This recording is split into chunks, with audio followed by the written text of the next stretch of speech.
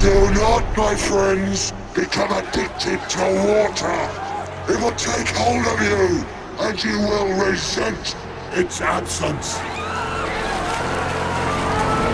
Hello everyone, on today's episode of the 1 Year Life Challenge, we're going to talk about the life and death of addiction and addicts.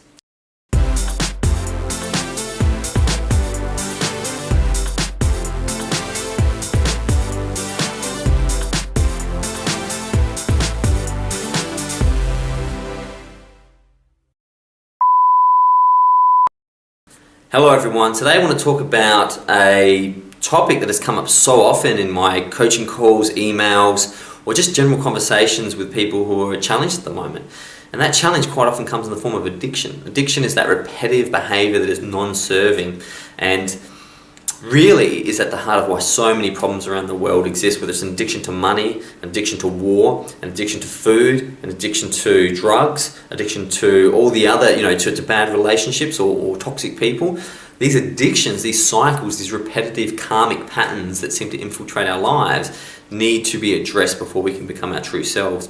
So as always, I'm going to begin with a quote on this subject, and that quote is, "Do not, my friends, become addicted to water. It will take hold of you and you will resent its absence." Immort Joe from Mad Max. I just recently watched the movie Mad Max. I haven't watched the movie for a while. I was amazed by this multi-billion-dollar blockbuster.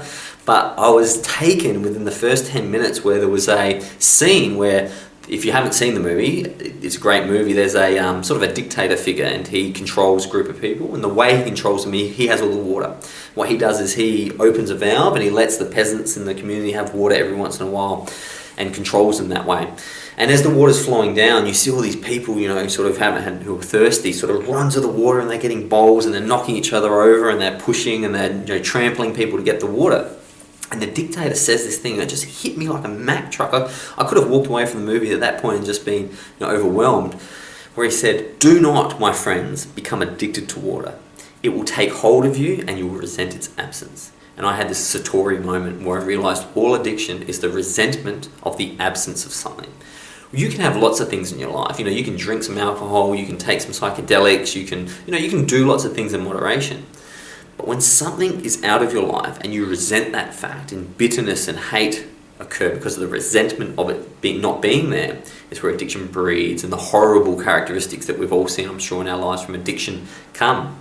So, what is addiction? Well, I've become very clear of what addiction is due to my meditation and my yoga practice, which is, it all has a root cause. And this is great. Like I said, whether it's violence, bad people, alcohol, food, stress, whatever your addiction is, it's the addiction to thought. Because what is an addiction? Addiction is a thought that cycles, that's constantly in your mind, that you give power to. We've all thought about doing something bad, We've all thought about, taking, drinking, on a day it's not appropriate to drink, for example, if you're a drinker. Or we've all thought about, engaging in practices that aren't healthy.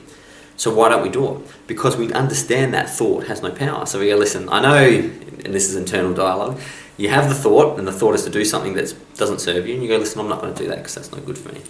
But if that thought comes back, and it comes back again, and then you take action, the power of the thought manifests into the material world, and you start behaving that. You start acting on that trigger. Now, understanding that thoughts are not you are at the very heart of addiction. The thought to do drugs is not your thought. I often say to people, if you had a watch that was on the ground and two people were standing there and both people said to each other, "Do you know where the watch came from?" And both of them said no, no one could own that watch. Very simple analogy, right? You don't know where your thoughts come from. You just don't. You don't know why you were thinking about clouds and now you're thinking about cats. You don't. It just happens. Therefore, don't own your thoughts. Removing the ownership of thoughts then removes the need to take action because it's not you. So why would you act on something that's not you, especially if it doesn't serve you?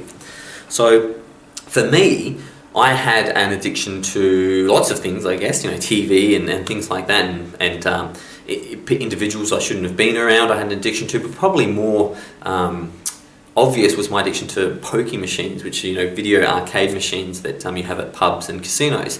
And I'd play these things, and the beautiful thing about pokies, now I haven't played them for so long, I can step back and look, is that they just use triggers. They use music, lights, sounds. They use stimulus response mechanisms that are well researched by psychologists. And without those triggers, they're meaningless. I mean, you can imagine just having this black and white screen in the corner, no one would touch it. So triggers are really key, and it's important for you to understand what are the triggers that give the power to the thought for you to take action.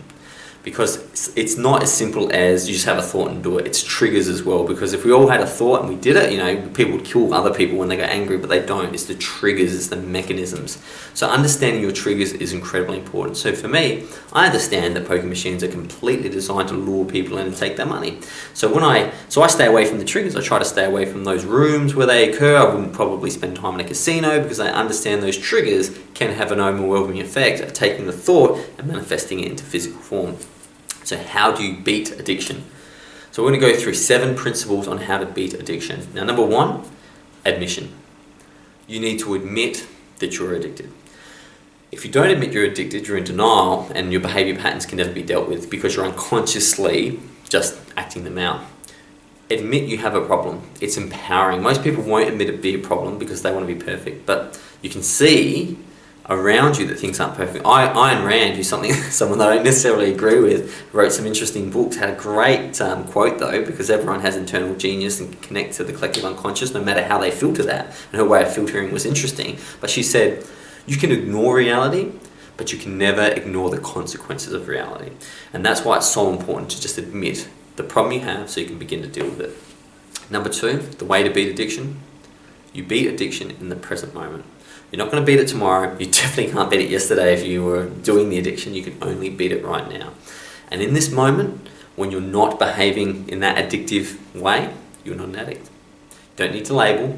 In the present moment, you can beat it. And remember, that's where your power is. When you think, in a couple of weeks, I'm going to be so good, I'm never going to play the pokies again, you lose all your power because you can't not become an addict in the future. You can only not become an addict now. Number 3, understand you are not your behavior. You are not the addict. You are the awareness of the addict behaviors. That's who you are. You are pure awareness, manifest, incarnate into a body for a little while, but that's not who you are. And it's important to identify this because if you believe you're an addict, you will continue to get caught in those traps, those triggers. But understanding you're the awareness of the addict is much more helpful. Now, this is where another case of understanding we are awareness, because how could you be aware that you are an addict if you were an addict? So a fish does not know that it's in water. It just sees it as the environment. We know it's in water because we're out of water, so we can see it. Therefore, we are not water. So you can start to understand that to be aware of something means you cannot be it. The next step, be aware of the people around you. Now, be aware is quite interesting because if you take be aware and you push it together, what do you get? You get beware. So you need to beware of the people you're around. I talk all the time on how the 4 closest people around you are more like you than you are, because we are connectivity. We have these things called sympathetic neurons that fire and trigger when people are behaving and doing things around us as if we were doing the action. Scientists observe quite often that when someone's hitting a hammer with a nail, and you're observing that on a video screen, the part of your brain that hits the nail with a hammer is lighting up. So you're actually performing the action in your brain. Get the people out of your life who trigger the addiction. Number 5, let the chips fall where they may. Things are going to happen, and when you give up your addiction, something's going to happen, and it might be bad or it might be good, but you need to let the chips fall where they may. It gives trust and faith into the universe that once you kill your addiction, that the results will be the exact results you need. Because remember, just because you kill an addiction doesn't mean you wake up the next day feeling healthy. If it's alcohol, for example, you're going to wake up feeling pretty lousy as the withdrawal systems come through. So just understand that things are going to happen, just trust. Now, the next step is replace the habit. You can never destroy a habit, you can only replace it. We're alive, we need to do things, we can't just zone out, right? So those habits served you in some way. If you were bored and smoking at a party meant that you didn't have to deal with other people, that served you in some way. So replace the habit with something more serving, whether it's running, yoga, reading, meditating, any of those things you've been putting off, replace the bad habit with a habit that serves you. And finally, ask yourself, what's the end goal of this addiction? So for many people, they'll have an addiction, let's say gambling, and they've never really asked themselves, what are they trying to achieve through gambling? And when they sit down and they really look at what they want to make it big. They want the next hand to be the $1 million hand. But would they stop gambling if they made $1 million? They tell themselves they would, but what's the reality? When they've had big wins in the past, have they stopped or have they continued? So understand that you've told yourself a little bit of a self-lie about the end goal, and the end goal probably won't be realised. And once you realise that you're chasing rainbows, you can really start to deal with the problem in the moment rather than fantasising about how it's going to lead you to an amazing life in the future. The thing that leads you to an amazing life is your present moment now and the actions you take in the present moment. Not these big get-rich-quick schemes that will always fall short. The end goal of your addiction ultimately will destroy you if you give it power. If you know someone who may be struggling with addiction, which is everyone, I still have vices in my life that I need to be aware of and apply these steps, comment or share on this video, perhaps just like it because it might end up in someone's feed who you might not be as confident enough to approach about this addiction. But the more that we clear these addictions, the more the collective unconscious grows, the more we connect as a community, and the more we can get down to the bigger issues, which is feeding the people of the world, loving everyone, and giving everyone a safe and healthy environment to connect with planet Earth and enjoy this brief moment as a subjective human being. Doesn't that sound much better than gambling or getting shit-faced and waking up in the morning with a hangover? Until then, I'll see you tomorrow. Goodbye.